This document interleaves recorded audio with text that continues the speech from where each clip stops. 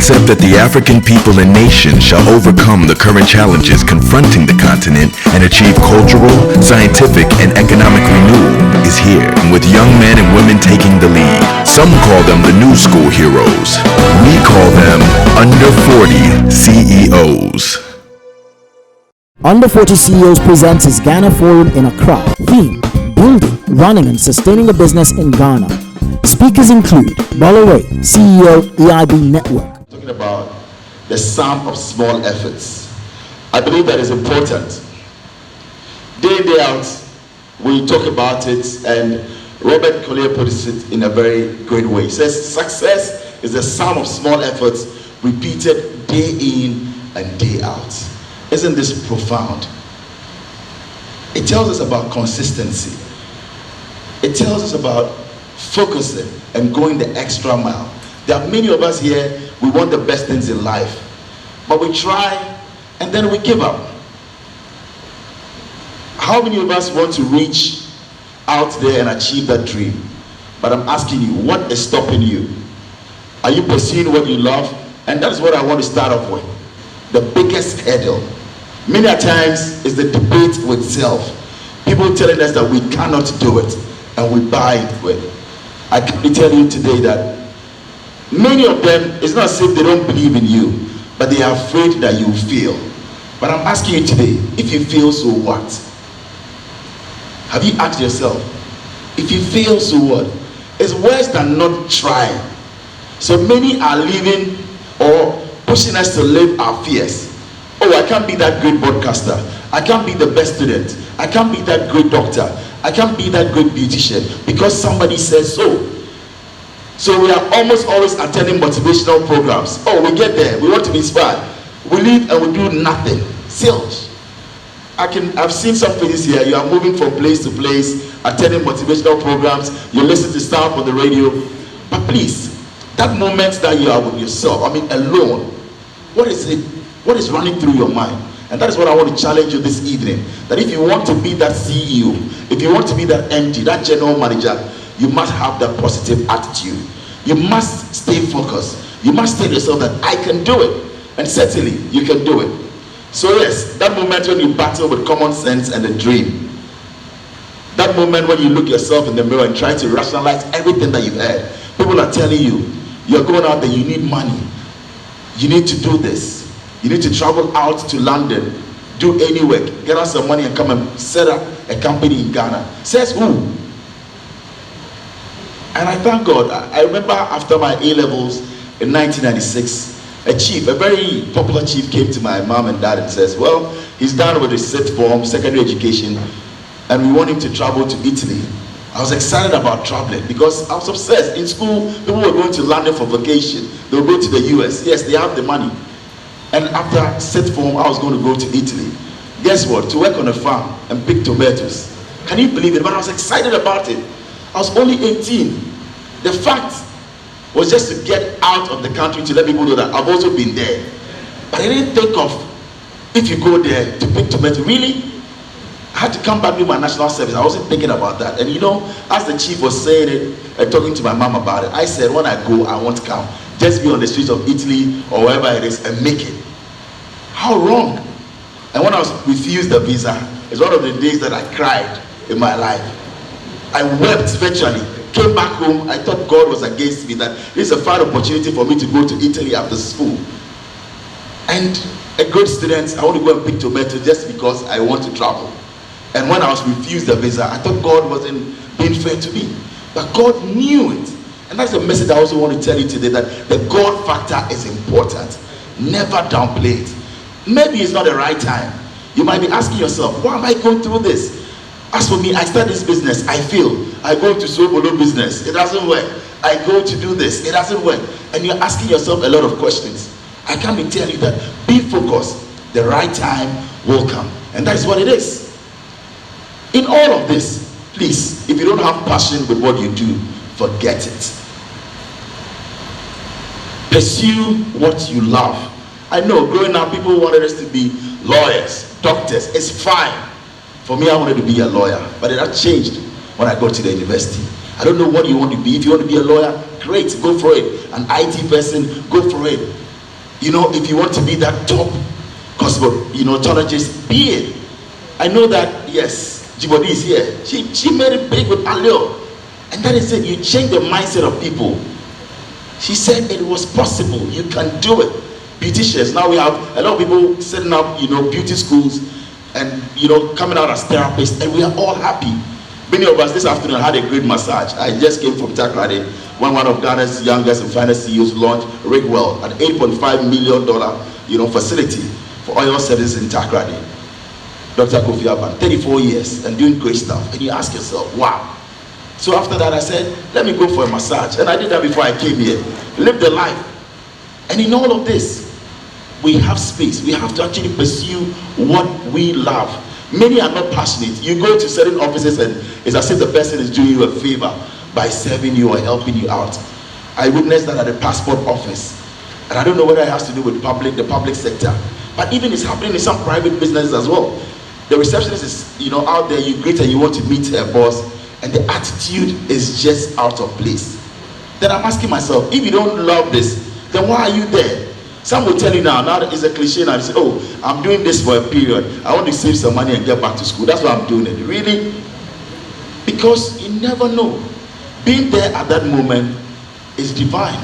Give it your all, because that is what you want to do. Yes, you want to go back to school, but what happened to you loving what you do to serve it? Serve the people. Be passionate. And Steve Jobs said it. He built Apple. He loved it. He was fired from the same company years later. We all know it was the lowest moment in his life. But yes, why did he stay? He pursued. He persisted because he loved technology. This is Under 40 CEOs. So it's the passion that kept him. I started off as a DJ. Yes. I used to have only 30 minutes on Radio Universe. I started off as a DJ. Today, thankfully, I'm a CEO of one of the biggest media groups in Africa. I don't just say Ghana. Because we have 7 radio stations, 2 TV stations, and a newspaper, and counting. Just Tuesday, 14th of November, one of my greatest dreams, to go continental, to go global. We got on DSTV, channel 361. When you go, please tune in. And that's GH1 TV. For me, it's like that little boy from Aguna Sabah in the central region with a dream. And of course, not just me alone, but with the team and teamwork, we can make this happen. Isn't that great? And that's what I come to tell you. Now, somebody calls me from Nigeria, says, I'm watching your station now. You guys from 34 Salvation Road of Baby Lagos. And I said, yes, it is possible. Because, you know what? 3 months ago, we're covering, 2 months ago, we're covering the Liberian elections. And somebody was with the former president out there in Liberia. And one of our newsmen was also there. And then later on, the person called and said, you know what, we want to watch GH1. But we are not on DSTV. And I said, yes. That day, I was cringing. I was like, God, when is this going to happen? DSTV gave us next year, March. 3 weeks after that, we had a call and said, you go before the end of the year. Because we were pushing. God was with us. They know that we love what we do. And that is what you should actually chase. If you don't love it, I started off as a DJ, like I was saying. Everywhere, all weeks. Because I loved it. Yes, the money was coming through because I needed to pay my school fees. But in all of that, apart from the fees, it was a passion. I walked through people called Bola Ray and all of that. Now, the fans will take them out, retire. We were doing it and they were giving us the fans. Yes, we loved it, but we wanted the kwacha in our pockets. So somebody will see you at Aphrodisiac nightclub on the microphone. Friday, Saturday, they come through. And yes, this guy I know goes steady. He's in school and he's still MCing. Oh, this guy, they love go club. It wasn't about the club. We needed money to pay the fees. And we know they keep, body and soul together. So sometimes don't judge anybody that you see because you never know their hustle. I think that in this country we are quick to judge and give people names and feel them, but we don't know their story. You know their names. We see them, we say, oh, this lady, she's after this man and all of that. And you want to judge her wrongly. Oh, this guy is just, maybe he's a drug dealer, but you never know. So please, people might do things out of passion. And back to my story, I was doing that at Aphrodisiac. I was bombarding the owner of this nightclub from Thursday to Sunday. I said, I'll be that resident MC in your club. Because when I come through, at least I leave with some 100 Ghana cedis. And that will do something for me. And And that is it. I mean, we've done the beaches, we went playing out there, and today it builds me to go through the system and to go through the mill. So once you are at the top, you understand your DJ who will come through to you from Readings and come and talk to you that, boss, my CD player is not working. I've been a DJ before, so I understand. If my MC comes to me and Giovanni says, my microphone is not working well, I understand where it comes from, or the chair that I'm sitting on, because I've been that presenter before. I've been that DJ, I've been that MC. I appreciate the hustle. So sometimes, be ready. God is working. You go through the mill. Don't think that you want to move from point A to J. It's systematic. You have to go through. And once God is shaping you, He's building you for something great. But please, with whatever you're doing, if you don't have the passion, I'm the first person to tell you that forget it. Love what you do. So far as it is genuine, you will make it. And it's important. This is Under 40 CEOs. And it shows. Facebook. The guy was there. Yeah, he got out of school, did it. Aren't we all on Facebook? Don't we love what we do? Because somebody was passionate about it. And that is it. Many will talk about, funding and all of that. I'm here to tell you this evening. Look, have the passion. The money will come. How many of you believe in that? Thank you. Thank you. Love what you do. Wherever it is, God will actually send that angel investor into your life. The money will come for you to do it. Once you are consistent, once you want to go the extra mile. So yes, play hard in your battle. As you win in the small areas, be prepared for what is ahead. We started off with Star FM when we commenced everything. And we said we're going to actually have 5 radio stations. Now there are 7. I remember in 2006 when I was interviewed in a newspaper called PMP, and also People and Places. I got some, and they asked me, so in the next 10 years, where do you see yourself? That was in 2006. And I said, I want to actually head or maybe be a director or a board member of a company that owns 5 radio stations and a TV station. And I remember when I went back to the newsroom and the newspaper was there and everything, people saw it. Some of my colleagues were laughing at me. They said I'm overly ambitious. This guy, if you see what, 5 radio stations for Ghana here, and you want to be the CEO. Come on. And I read a TV station and all of that. But I knew. And I said that's what I wanted to do. It didn't take 10 years. 2014 it happened. I was waiting for 2016. But it happened in 2014. Because you push, you are aggressive, you know what you want. And that is what I do with my life. That every 3 years, I want to know. It's not about moving from where you are. But even if you are with that place, are you building value? Are you placing value on yourself? Are you moving on? That in the next 3 years, my life should be better than how I actually, got in. And that is it. Even if you are still with the same place, make sure you place value on yourself. And that is what we have to do. Please, it is important for us as we make the move as well, that relationships are key. Connections that will open doors. Look, I've brokered the best of deals, and it happened in restaurants. It happened in informal places. So value people. Today, as you come, network, meet people. Don't just come, listen to us, and go.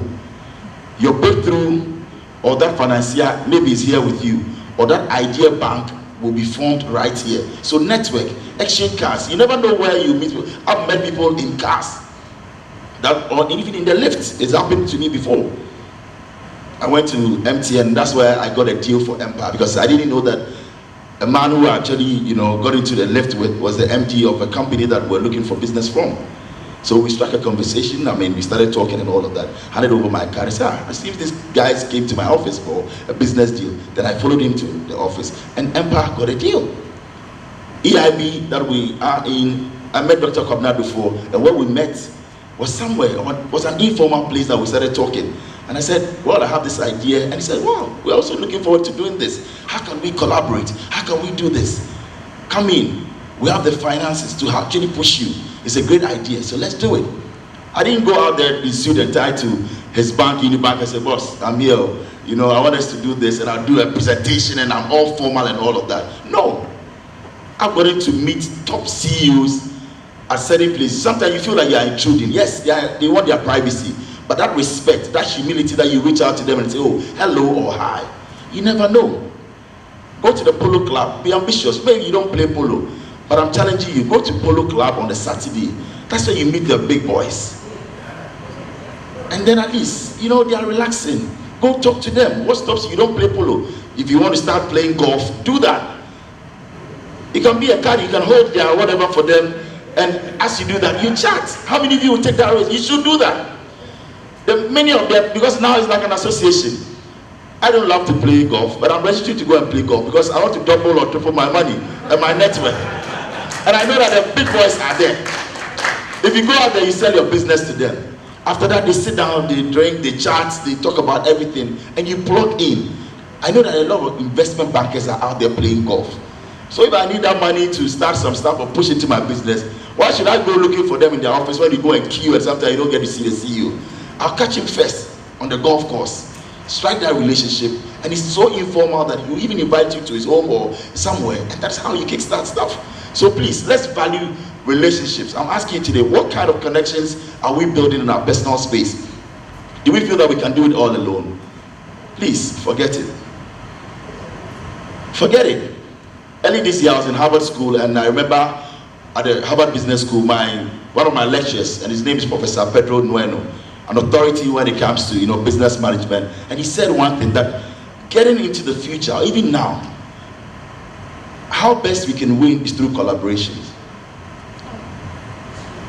In Ghana, many people want to hold on to 100% of everything. Oh, where media is just for me, and you are suffering.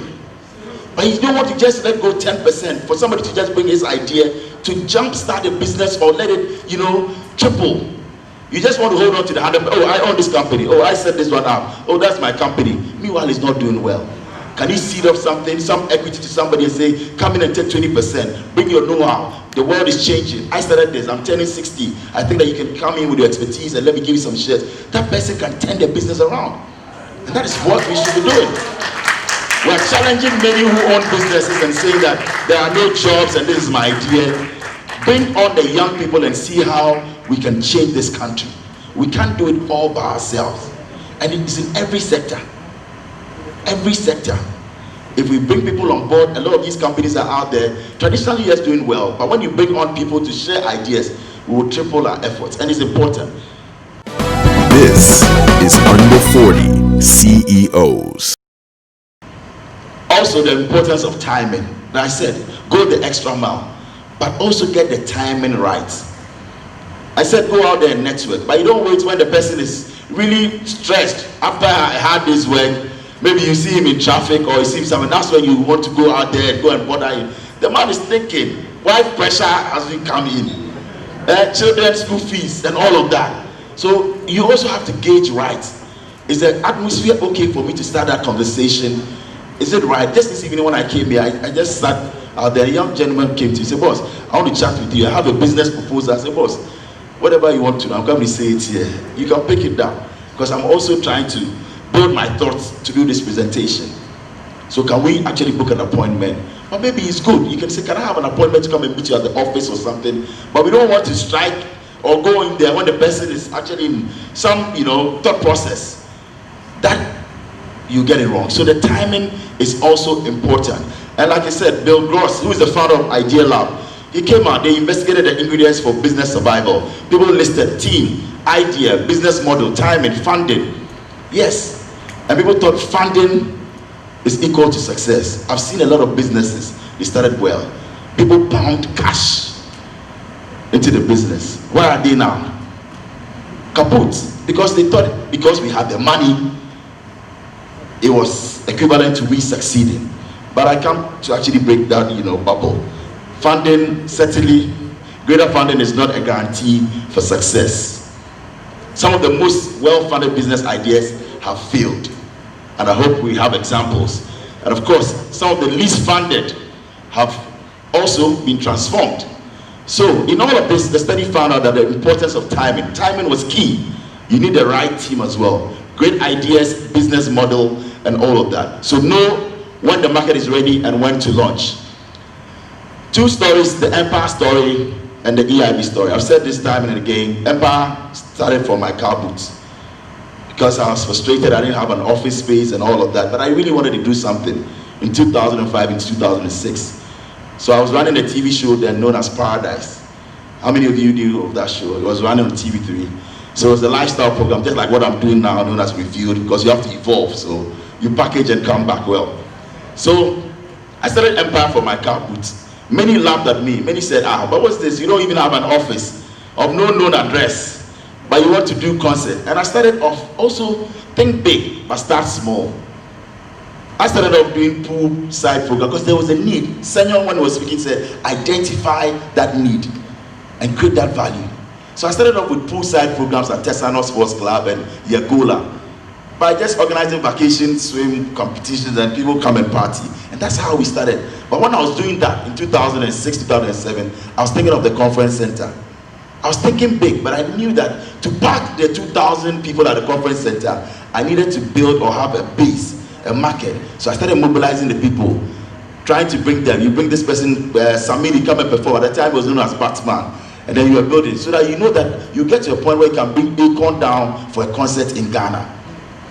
And that is how it should be. So we started off with Empire. Everybody thought, and that's one big mistake people make here in Ghana. Entertainment or show business is a big industry. Let no one kid you. Show business is a big business. Yes, there's the show part of it, but there's the business angle if you focus. So please, let's look at that. So the Empire story is there, and it's passion driven. We had minimal funding, like I said, started off from our car boot, but we had maximum learnings. And we went through, we've adapted, we've evolved, and we're collaborating to do a lot of stuff. Out of Empire, we built a company known as Brandworks, which is into PR and advertising. We also have Sync, that is also doing other stuff, about the line activations and all of that. Then there's EIB, Excellence in Broadcasting. 3 years ago, nobody gave us a chance. They thought the market was saturated. 42 radio stations in Accra. What new are you coming to do? But we jumped the queue. We knew what we wanted. We used camels to launch. We went all through Accra. We painted Accra orange. Because I didn't want, and I'm not the type that will want something average or normal. It doesn't tickle my fancy. No.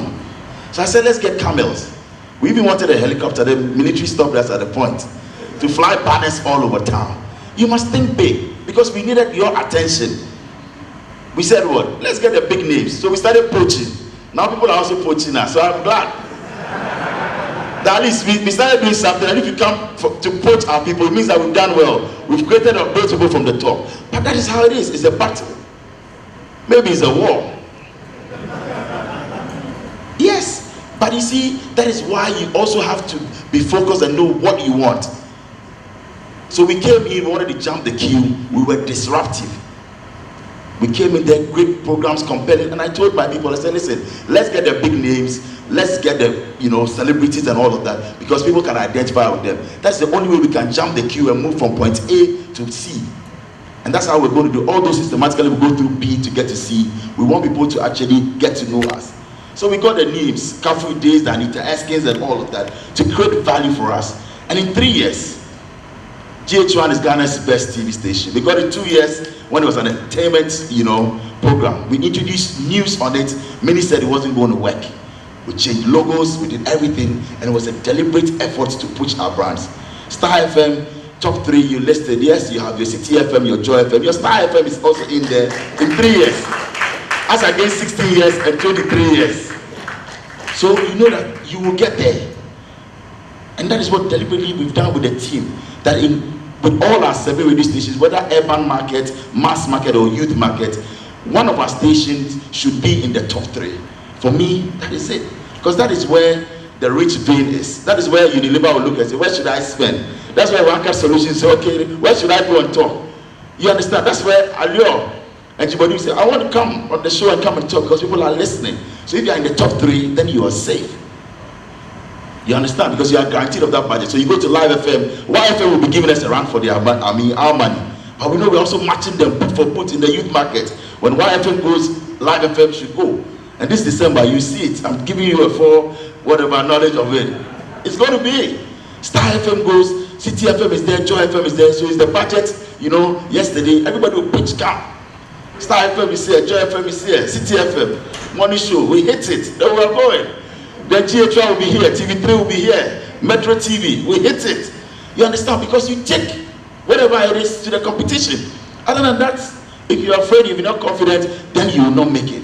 But every time, people will look for the top 3 and make sure you are in there. So it's important. I mean, we have the skill, we are experience-driven, suitable funding, we are sustainable, and we are creative. For us, what we believe is to create and share. That is the model our founder tells us every day about. That let's create and share. If you have your wealth and you don't share, then what is it? Please, it's one thing that we should all know. If it's a CSR project, if it's assisting the needy, please, let's reach out and help. So, yes, we've talked about Empire, we've talked about EIB as well. So GH1, we have Agro TV in the Eastern region, just won the best radio station in the Eastern region. And we have Star FM, Live FM, Kasapa also belongs to the group. If you go to Kumasi anytime, please listen to us on Ultimate FM. Also, we have a Busia on the newsstands. Get your copy of Daily Heritage. And then this year, I'm turning 40. And I said to myself, what can I do? Really, let me chronicle events. And I had a lot of people telling me that, oh, by 40, wait till you are 16 and you write a book. You don't rush too much. 40 years is what that you want to, pen down your memoirs. And I said, when all these people were saying it, I was like, why not? In Accra, she's in the Wesley Girls High School. The man brought her over to me and says, I bought your book. And I'm actually, I relish it. I love it. Because I'm being inspired. I didn't know that you had to go through this and go through that. So let's be there to inspire people. I've realized that many of our big men in society, they don't share their stories. Or they say, "Who did my film?" And that it ends there. They don't tell you more. But it's about time. We want to hear the Sam Jonas tell us their stories. We want to hear the big people out there that do it this way. Oh, it can be done this way and we'll succeed. We want to hear captains of industry come down, the Okujetus, the pioneers. They should come out there and share their stories with us to motivate us. And I think that is about time. So it's a challenge to many of them. And like I said, opportunities abound. As I wrap it all up, leaders must not necessarily be technically, competent. It's not everything. I'm there, I'm not that engineer or that technician, but at least I have an idea. But I also know that I have the greatest of people on earth to help me achieve that dream. So when you get to that position, it's not just about you. Get competent hands to also help you succeed, because without them, you cannot succeed. You cannot be the salesperson, at the same time the client service person, at the same time the marketing person or the accountant. You need competent people to be in this space to help you. So yes, let's do that as leaders. It's one thing that we shouldn't say that I'm a jack of all trades, I can do it all. Please, get people involved and get to the finish line together. So like Mike Tyson said, everyone has an idea until you get punched in the face. Thank you all, and please live here, be inspired, and know that it is possible. I want to come back in 2 years and see many of you as CEOs or running big companies, not just in Ghana, across Africa, and I know it is possible. Thank you all. Thank you very much, Bola Ray, for those insights. Visit www.bellaniger.com for exclusive clips and updates on under 40 CEOs. This is Under 40 CEOs.